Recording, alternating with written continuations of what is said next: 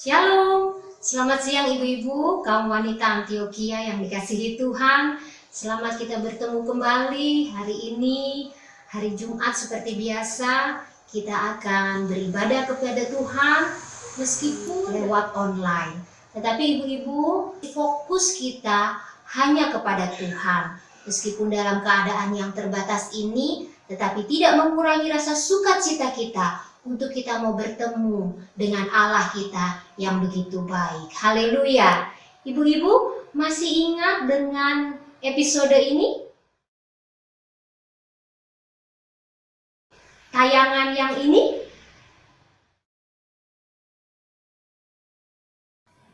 Haleluya, betul ibu-ibu. Hari ini kita juga akan beribadah dan mendengarkan firman Tuhan dalam format pendalaman Alkitab.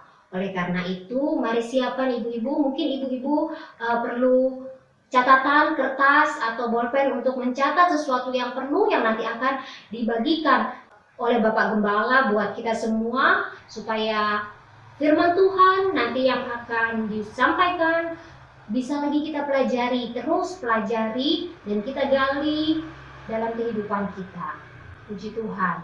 Kita angkat dulu pujian kita akan buka ibadah kita ini. Haleluya.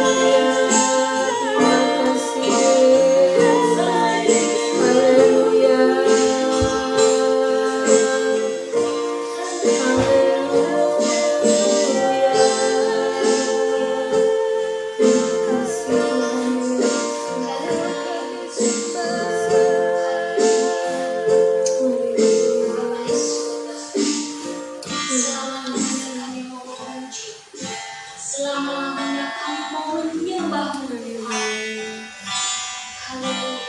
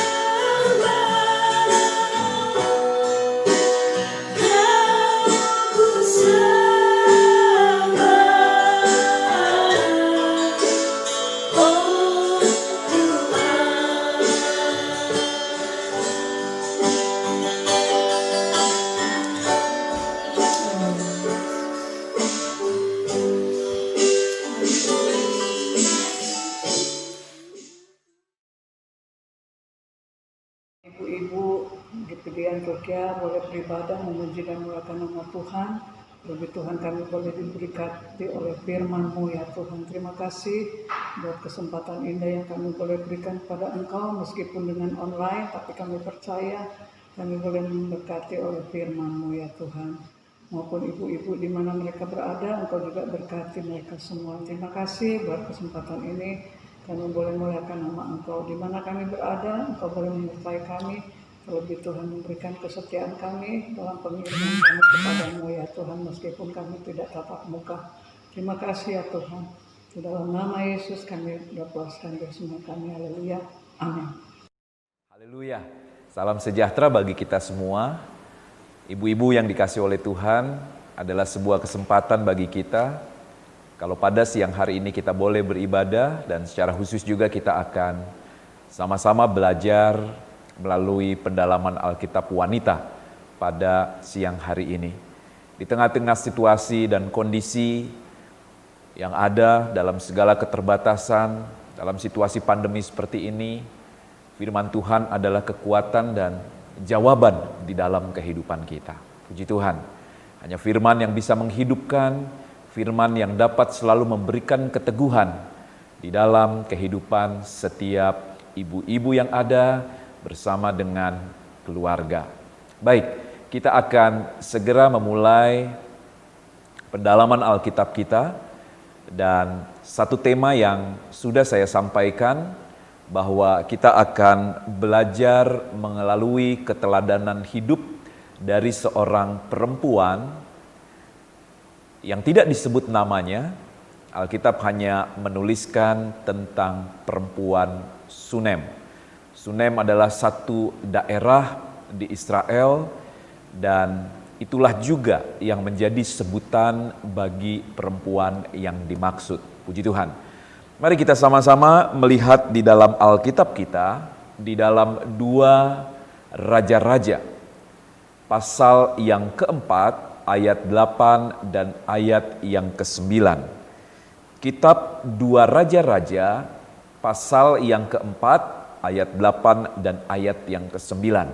Kita akan memulai pelajaran kita melalui 2 ayat ini. Alkitab kita sudah diberi judul atau diberi tema dengan perkataan perempuan Sunem dengan anaknya. Ayat 8, pada suatu hari Elisa pergi ke Sunem.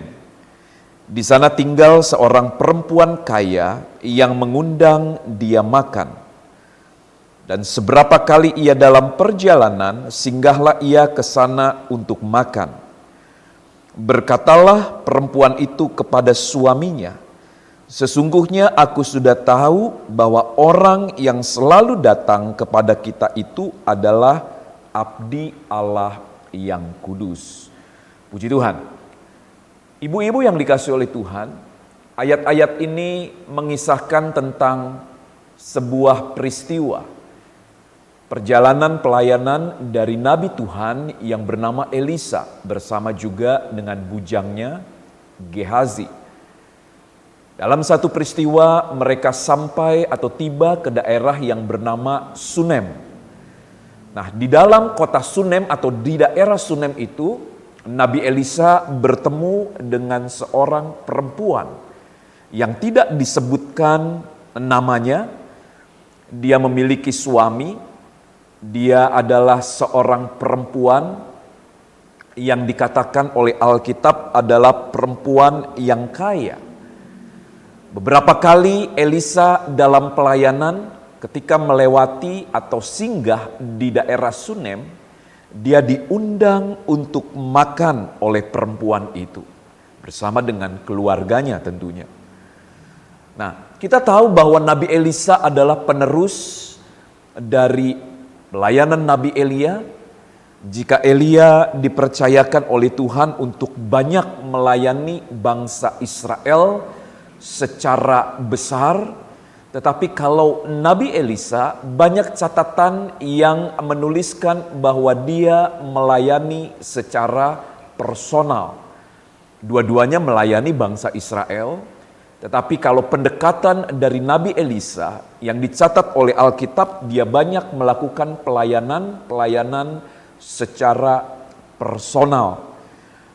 Ibu-ibu yang dikasihi oleh Tuhan, melalui perempuan Sunem ini, kita dapat melihat karya Allah yang besar, sekaligus keteladanan yang ditunjukkan oleh perempuan Sunem, yang tidak disebutkan namanya. Jadi kita melihat sesuatu yang besar dari apa yang dialami, dari peristiwa pelayanan Nabi Elisa. Ada satu peristiwa yang besar yang terjadi di dalam kehidupan perempuan Sunem bersama dengan keluarganya. Dan sekaligus juga menggambarkan betapa luar biasanya Allah yang menyertai pelayanan Nabi Elisa.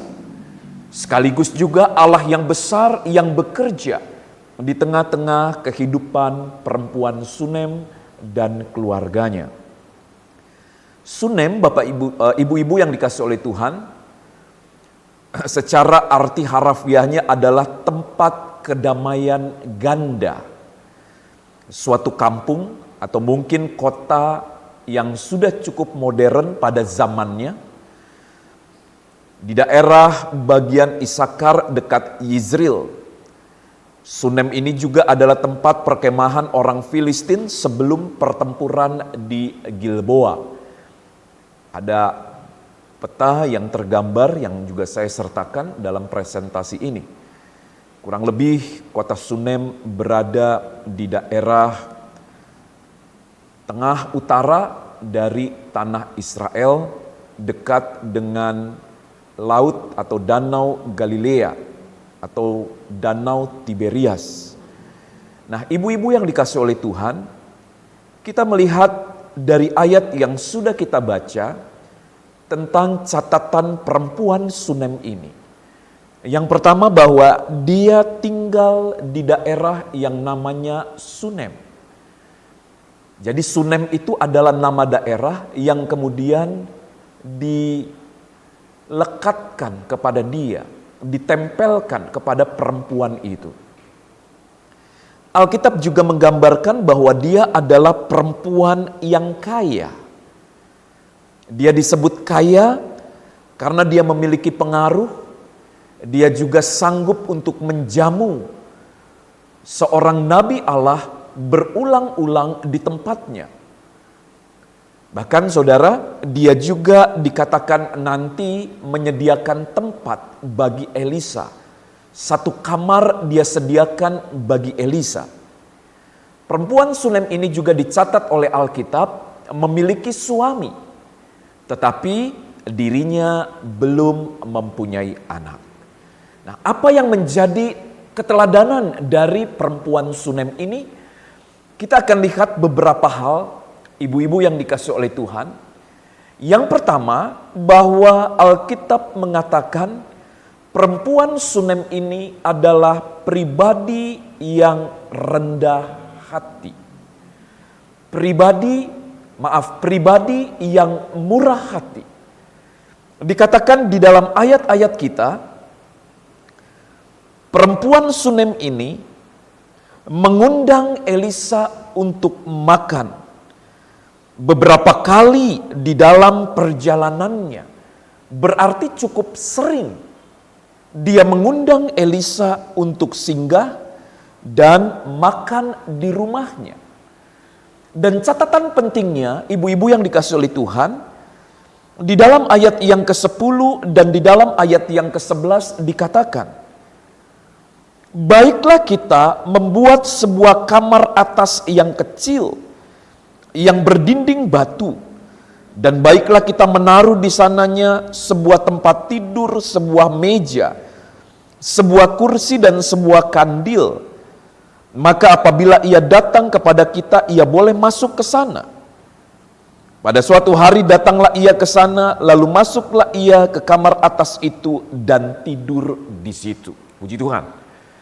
Jadi tergambar bahwa perempuan ini menurut catatan Alkitab dikatakan sebagai perempuan yang kaya. Sifat kaya kemudian dilanjutkan dengan sifat murah hatinya. Karena apalah artinya kaya, tapi tidak memiliki kemurahan hati. Dan perempuan ini dikatakan kaya, sekaligus dia digambarkan sebagai pribadi yang murah hati. Jadi istimewa.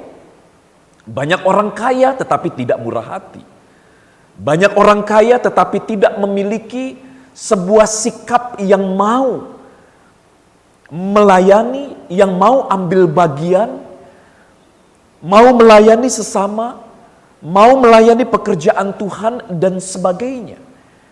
Dan kalau kita melihat catatan di dalam ayat-ayat ini tentang perempuan Sunem, bahwa dirinya adalah seorang perempuan yang kaya, artinya dia keluarga yang kaya, dia memiliki pengaruh, dan kemudian dia memiliki sikap murah hati. Dia selalu menerima Elisa untuk singgah dan makan di rumahnya. Alkitab katakan seberapa kali ia dalam perjalanan, maka singgahlah ia ke sana. Dan kemudian mereka dijamu makan oleh perempuan ini dan keluarganya. Dan lebih istimewa lagi di dalam ayat 10 ayat yang ke-11, ibu-ibu yang dikasih oleh Tuhan, karena kemurahan hatinya, dia sampai mendirikan sebuah kamar atau menyiapkan sebuah kamar supaya Elisa dan bujangnya ketika harus melewati daerah ini, dia singgah di sana dan kemudian dia dapat bermalam atau setidaknya menetap dalam waktu yang sementara. Jadi tergambar kemurahan hatinya.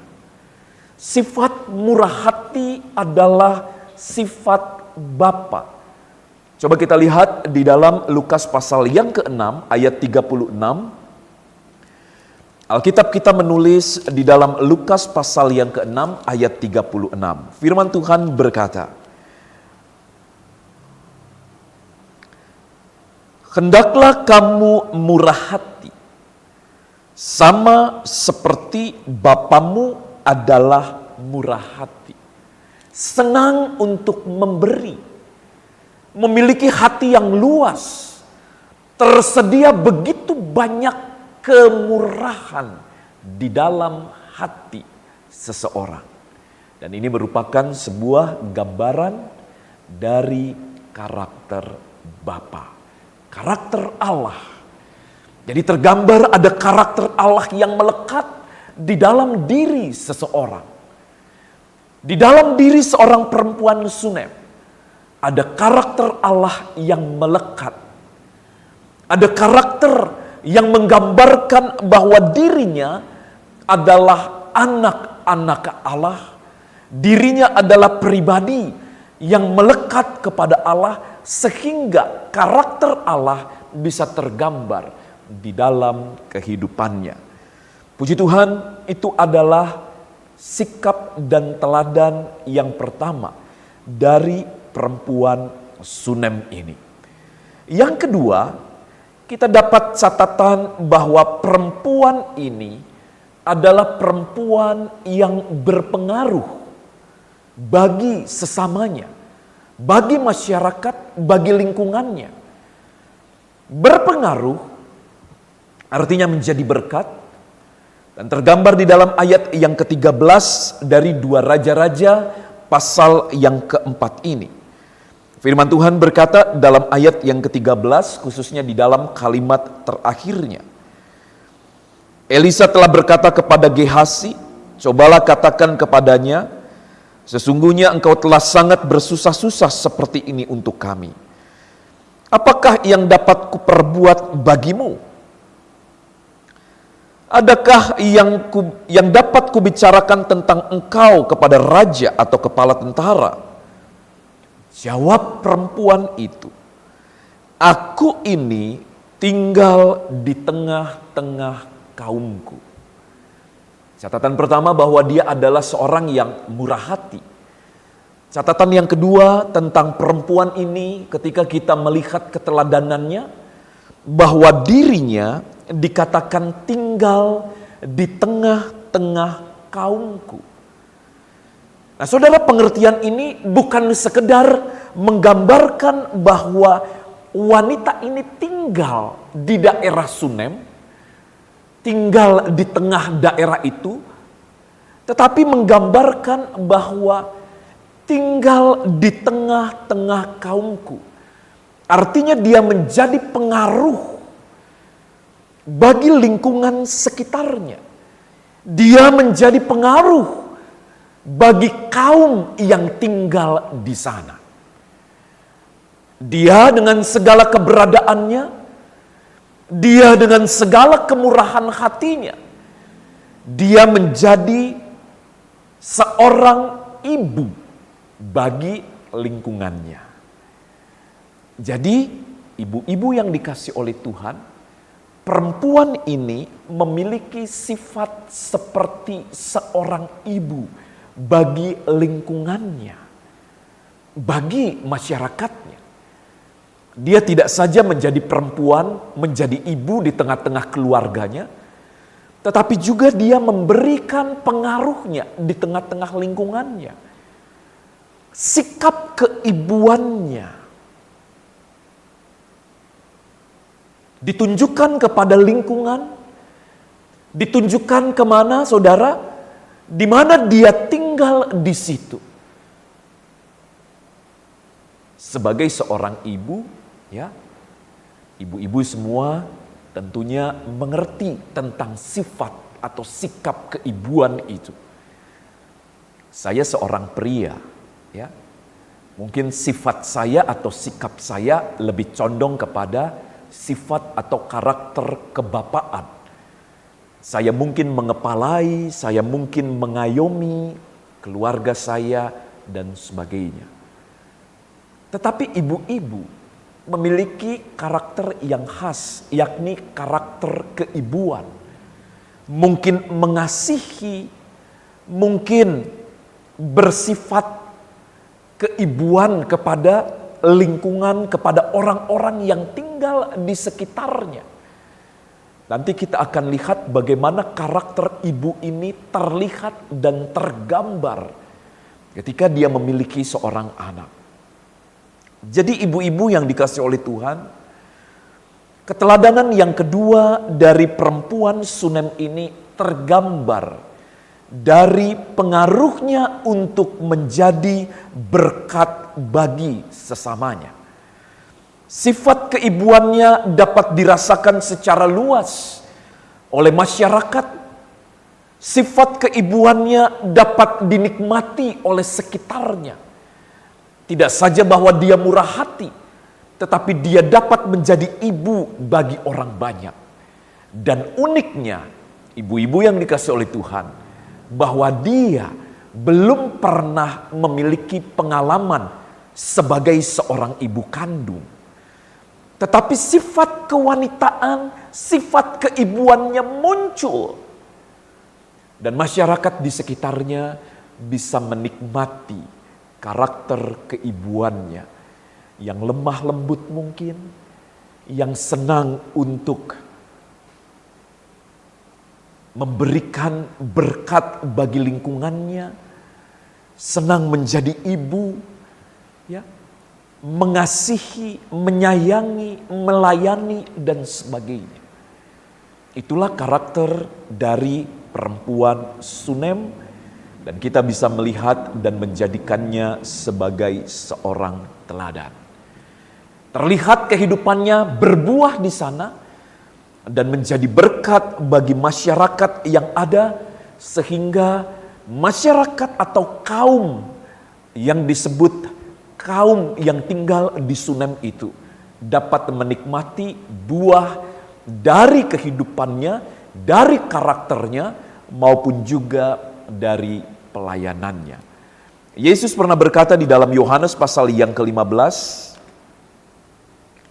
ayat yang ke-16, firman Tuhan berkata seperti ini.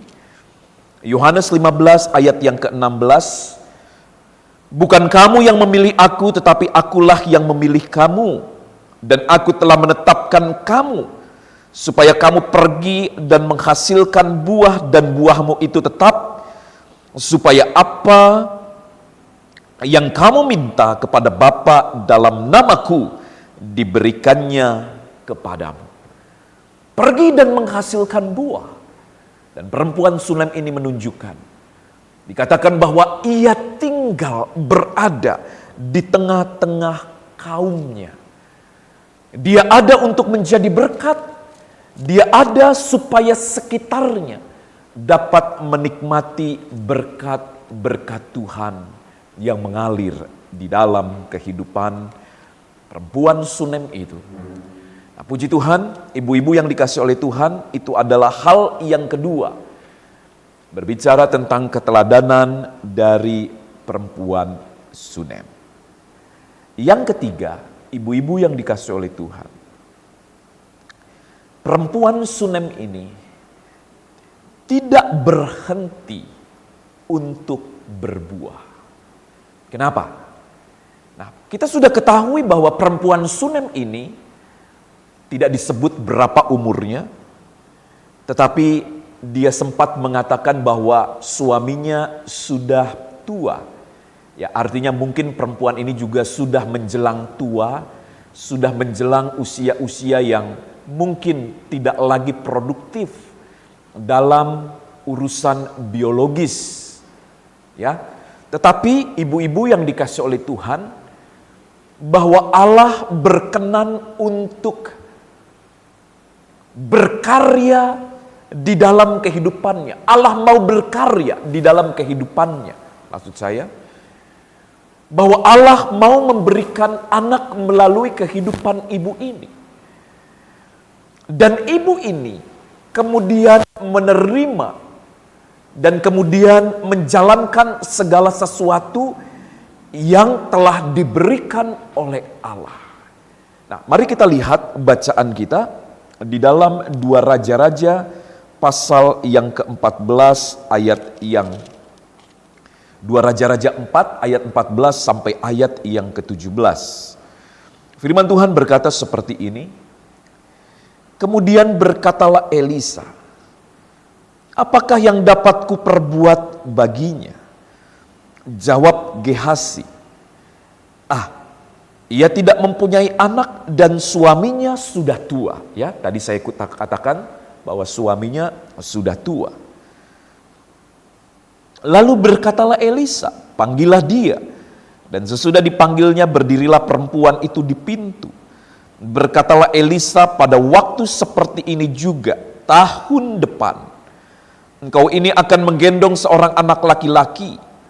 Tetapi jawab perempuan itu, janganlah tuanku, ya abdi Allah, janganlah berdusta kepada hambamu ini.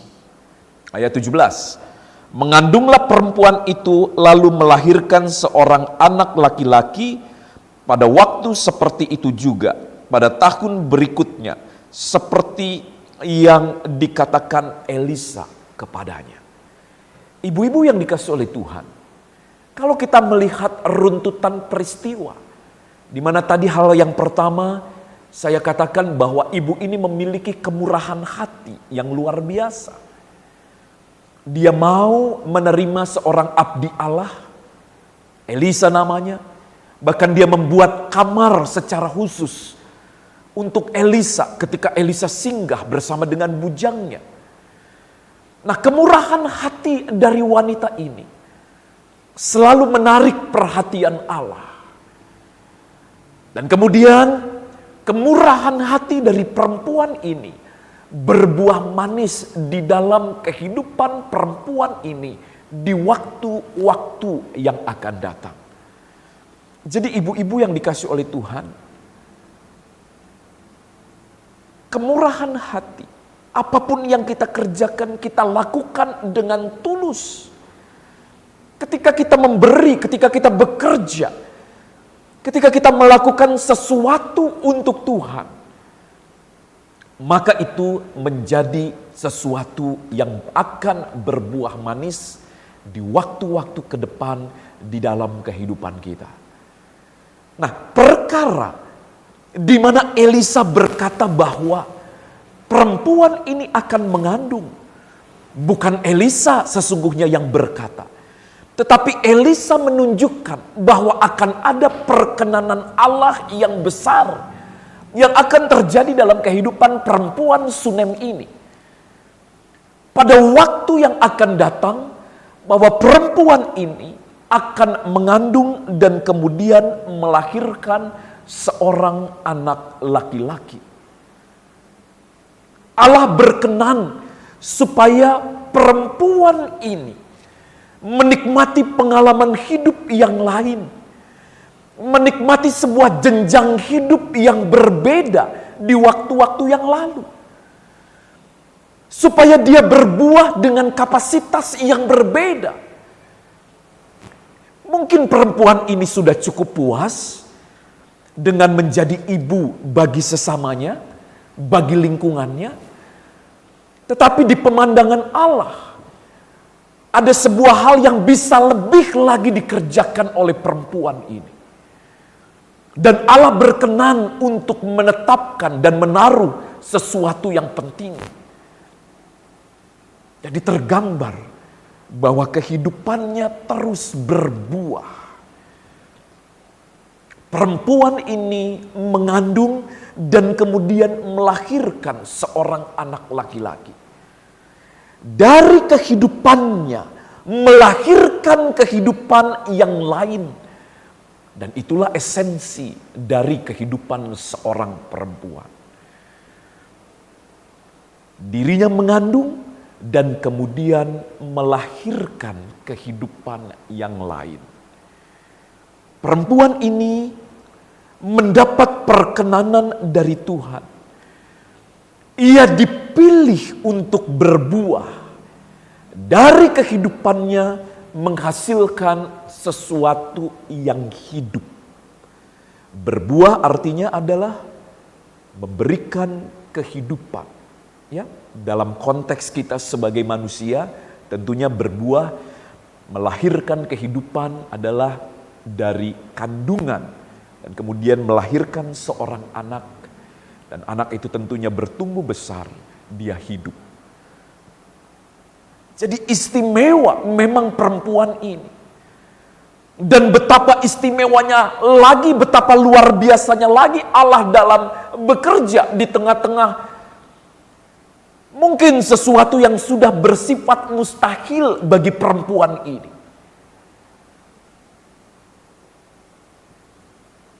Dikatakan suaminya sudah tua, sudah lanjut usia.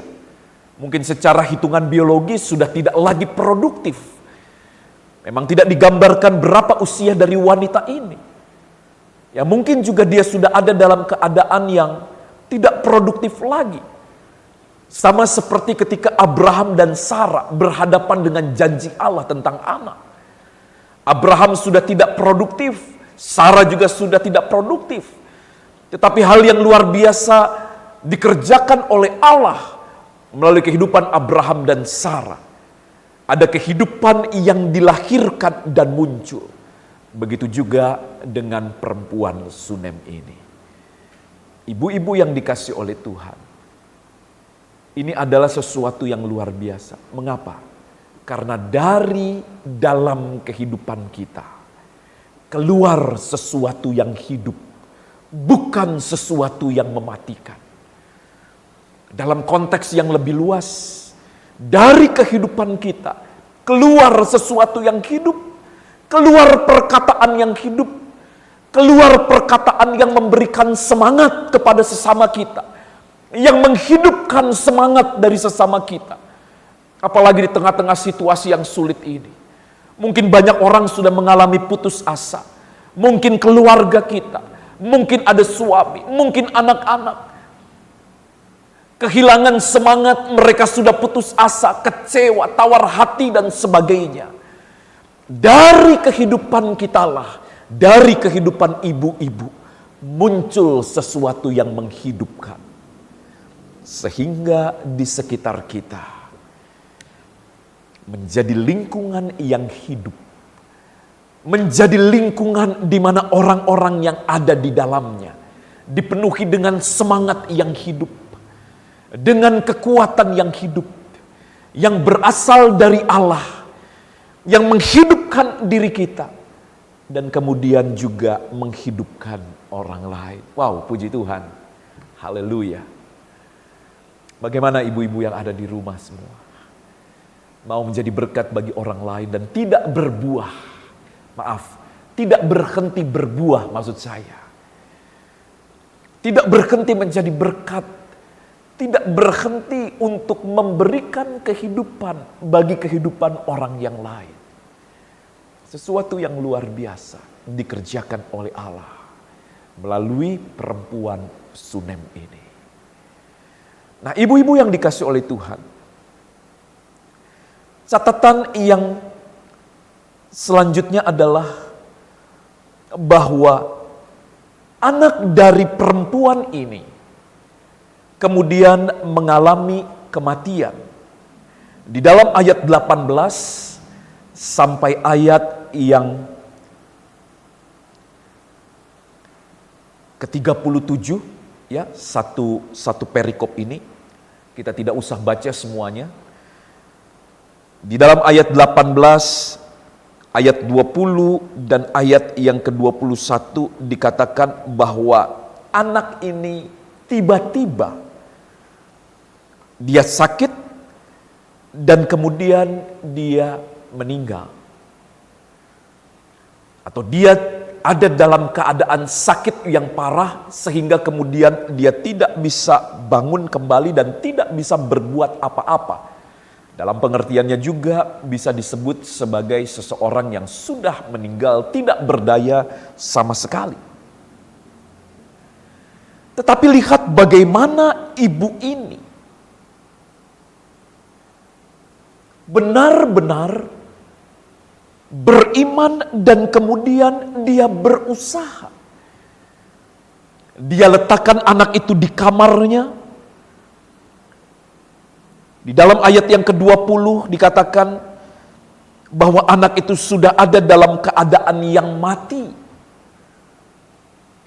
Tetapi ibu itu kemudian bergegas menyiapkan kendaraan keledainya dan kemudian dia segera menuju tempat di mana Elisa tinggal. Dia yang tadinya menolak dengan berkata, "Jangan engkau berdusta hambaku." Dengan kata lain, aku mungkin tidak lagi dapat memiliki anak. Tetapi setelah dia memiliki anak, dan anak itu mati, dia tidak berkata, bukan saya kok yang minta anak ini. Anak ini datang tiba-tiba kepada saya. Bukan. Ketika anak itu sudah hadir, anak itu menjadi sesuatu yang berharga karena dia hidup di dalam kehidupan ibu itu. Ibu itu begitu mengasihi, begitu menyayangi anak itu. Sehingga dia berupaya untuk membangkitkan atau berbuat sesuatu supaya keajaiban Allah terjadi. Dia pergi ke tempat tinggal Elisa di Gunung Karmel. Dia bertemu dengan Elisa dan bercerita. Ibu-ibu bisa lihat dari ayat yang ke-18 sampai ayat yang ke-37. Elisa kemudian datang ke kota itu. Dan kemudian anak itu, ya, singkat cerita, anak itu kemudian bangkit kembali. Coba kita lihat dimulai dari ayat yang ke-32. Dan ketika Elisa masuk ke rumah, ternyata anak itu sudah mati dan terbaring di atas tempat tidurnya.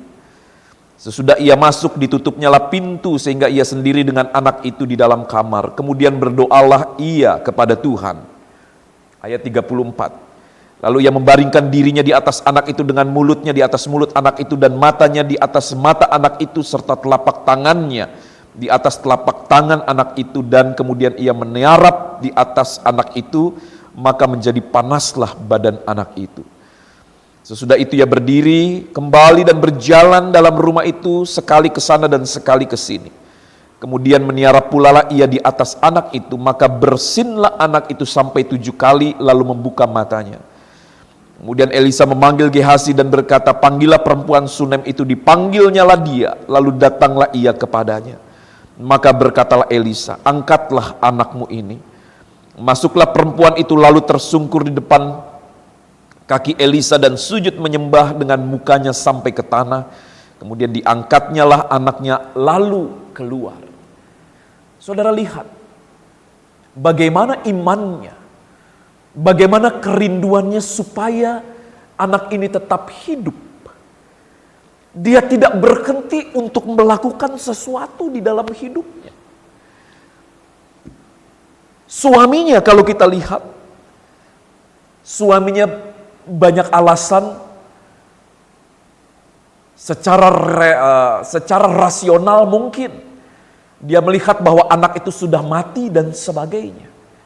Sehingga ada saja alasan yang dikeluarkan dari suaminya. Tetapi ibu-ibu yang dikasih oleh Tuhan, sekalipun ada batasan, sekalipun ada halangan, tetapi ibu ini berusaha untuk kemudian pergi, berusaha untuk supaya bagaimana anak ini bisa hidup kembali. Jadi relasi itu benar-benar terlihat bagaimana ibu dan anak, dia mengasihi anak itu sebagai buah kandungannya.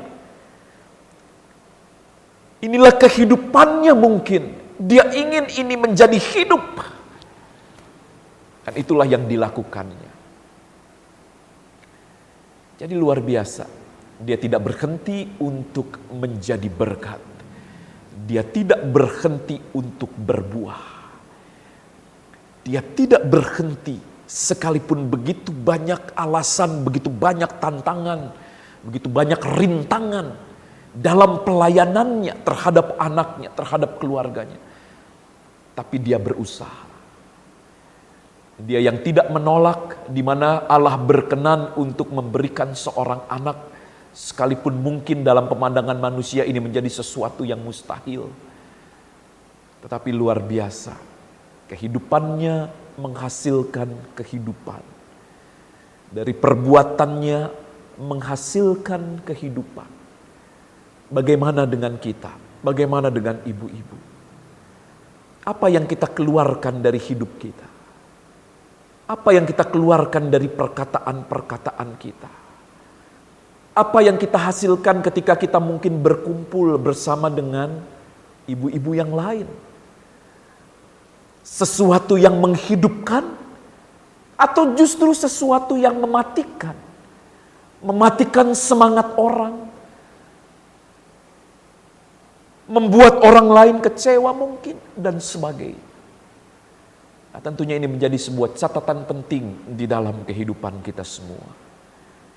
Dan kita sepakat pada siang hari ini, kita semua boleh menjadi berkat bagi orang lain. Puji Tuhan, amin.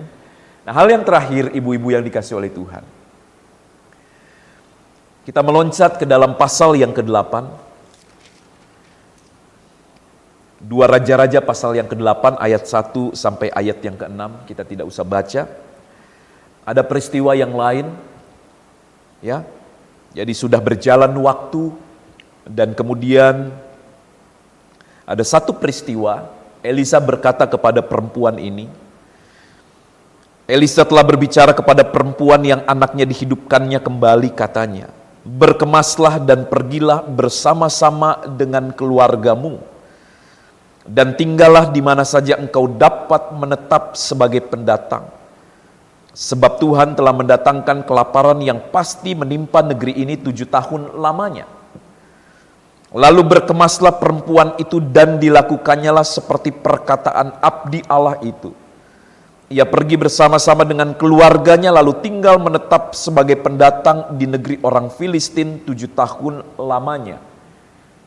Akan ada peristiwa kelaparan selama 7 tahun. Dan perempuan ini diminta untuk sementara mengungsi ke tempat di mana saja. Dan perempuan ini menetap di satu daerah yang bernama Filistin. Ia menetap 7 tahun di sana. Apa yang bisa kita lihat dari keteladanan ibu ini? Bahwa dia memiliki iman dan visi yang menyelamatkan. Apa jadinya kalau dia tetap tinggal dan bersikeras untuk menetap di daerahnya yang akan terjadi kelaparan? Sementara Elisa sebagai abdi Allah sudah memberikan nasihat, memberikan masukan, memberikan perintah, pergi mengungsi sementara. Dan dikatakan bahwa perempuan ini bersama dengan keluarganya. Artinya ada begitu banyak rombongan mungkin di dalam keluarganya. Termasuk suami, anak-anak, para hamba-hambanya. Dia seorang perempuan atau dia seorang keluarga yang kaya, pasti memiliki banyak hamba. Seisi rumahnya kemudian mengungsi, tinggal sementara. Sementara badai kelaparan itu lewat, mereka kemudian kembali ke daerahnya. Nah saudara, bagaimana visi, bagaimana imannya dapat menyelamatkan keberadaan keluarganya. Ibu-ibu yang dikasih oleh Tuhan, inilah juga yang dapat dijadikan teladan di dalam kehidupan kita. Begitu banyak hal mungkin diberikan, masuk ke dalam kehidupan kita. Ada sesuatu yang menghidupkan dan menyelamatkan. Tetapi juga ada sesuatu mungkin yang bersifat untuk mencelakakan dan mematikan kehidupan kita. Berapa banyak pesan masuk ke dalam kehidupan kita. Ada pesan Elisa, ada pesan tentang kelaparan. Elisa meminta untuk mengungsi supaya ibu ini dapat selamat. Dia bersama dengan keluarganya dapat selamat. Dan puji Tuhan bahwa ibu ini turut ambil bagian. Dia mengungsi ke daerah Filistin. Dan kemudian setelah bala kelaparan itu reda, dia kembali ke daerahnya. Nah saudara, di dalam pasal yang ke-8 ayat 1 sampai ayat yang ke-6 ini, setelah 7 tahun ditinggal, mungkin rumah, mungkin ladang, mungkin ya saudara segala harta bendanya mungkin menjadi tidak karuan, menjadi kacau dan sebagainya karena sudah 7 tahun lamanya tidak ditempati. Tetapi lihat bagaimana ibu ini kemudian kembali mendapatkan harta benda miliknya, rumahnya, tanahnya, dan segala miliknya. Bahkan segala hasil ladang itu dikatakan. Coba lihat ayat yang ke-6. Lalu raja bertanya-tanya dan perempuan itu menceritakan semuanya kepadanya. Kemudian raja menugaskan seorang pegawai istana menyertai perempuan itu dengan pesan, pulangkanlah segala miliknya dan segala hasil ladang itu sejak ia meninggalkan negeri ini sampai sekarang. Lihat bagaimana iman yang benar, bagaimana visi tentang keselamatan itu ketika dijalani dengan benar akan menghasilkan sesuatu yang benar di dalam kehidupan kita. Ada tawaran-tawaran mungkin yang sepertinya mudah, tetapi mungkin itu bersifat mencelakakan di dalam kehidupan kita. Tetapi ada nasihat-nasihat yang datang mungkin dari firman Tuhan, yang nampak sulit, yang nampak mungkin akan menyusahkan kehidupan kita dan kita tidak bebas mungkin. Tetapi yang namanya firman itu pasti akan memberikan kehidupan dan menyelamatkan kita. Ibu ini dengar perkataan Elisa. Karena ibu ini tahu bahwa Elisa adalah seorang abdi Allah yang menyampaikan kebenaran. Dia tunduk kepada Elisa. Dia pergi sementara menetap di daerah Filistin. Dan ketika ia kembali, sementara mungkin tanah atau miliknya atau ladangnya mungkin menjadi tidak beraturan, menjadi kacau, atau mungkin sudah diolah oleh orang-orang yang lain. Tetapi sekali lagi karena imannya, sebelumnya raja bertanya kepada pembantu dari Nabi Elisa yang bernama Gehasi, tolong ceritakan tentang ibu ini. Ada peristiwa apa? Dan Gehasi berkata bahwa ibu ini adalah seorang perempuan yang murah hati. Dia memiliki iman yang luar biasa. Dia memiliki pelayanan yang luar biasa. Dia memiliki anak, dan anaknya dihidupkan kembali oleh Tuhan karena ibu ini begitu beriman kepada Tuhan. Dan raja kemudian berkenan dan dia memerintahkan untuk mengembalikan segala yang dimiliki oleh perempuan ini. Jadi ibu-ibu yang dikasihi oleh Tuhan, sebagai seorang istri, sebagai seorang ibu, ibu-ibu harus memiliki kekuatan iman, memiliki visi yang menyelamatkan.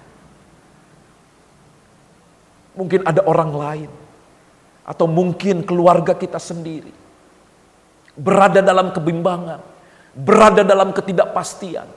Mungkin anak-anak kita sedang melakukan sebuah hubungan pertemanan dengan orang yang berbeda imannya,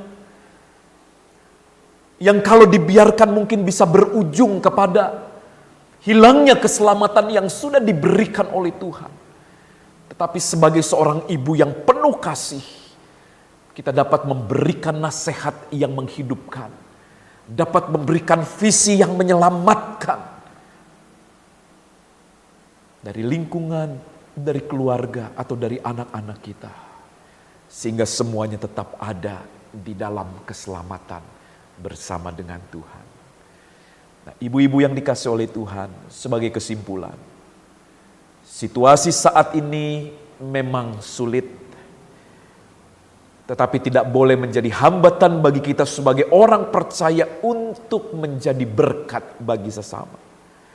Kehidupan kita harus dapat menghidupkan orang lain. Dari kehidupan kita, orang lain dapat menyala kembali semangatnya. Yang kecewa dihiburkan, yang putus asa mungkin dibangkitkan kembali keberadaan semangat. Mungkin suami sedang patah semangat pada hari-hari ini karena pekerjaannya menjadi sulit, karena usahanya menjadi sulit. Sebagai seorang pendamping suami, penolong bagi suami, perkataan kita adalah perkataan yang menghidupkan. Kita berikan semangat kepada suami kita mungkin, kepada anak-anak kita, kepada sesama kita mungkin. Dari kehidupan kita mengeluarkan hidup, membangun semangat orang yang patah, membangkitkan orang-orang yang sedang putus asa pada hari-hari ini. Milikilah iman yang kuat seperti perempuan Sunem ini. Miliki visi yang menyelamatkan supaya orang lain juga tetap ada dalam jalur keselamatan dan anugerah yang sudah Tuhan berikan. Ibu-ibu yang dikasihi oleh Tuhan, mundur kita ke belakang. Ketika Adam melihat Hawa mengandung, maka kemudian namanya disebut sebagai Hawa. Di dalam Kejadian pasal 3 ayat yang ke-20.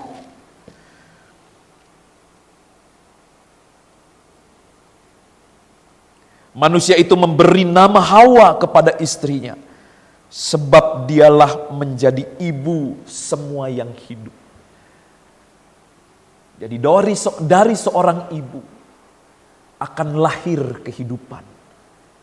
Dan saya percaya dari ibu-ibu wanita Antioquia, dari kehidupan ibu-ibu semua, itu juga akan muncul sesuatu yang hidup.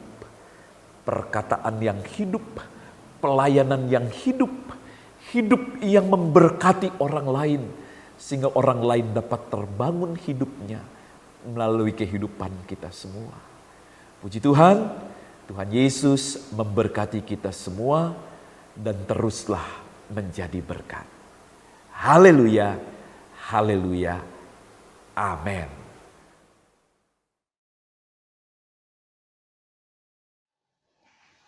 Puji Tuhan ibu-ibu, kita sudah mendengarkan banyak firman Tuhan. Kita berharap bersama-sama bahwa setiap firman Tuhan yang kita dengar tidak lalu begitu saja, tetapi bisa tinggal dan tetap hidup dalam kehidupan kita.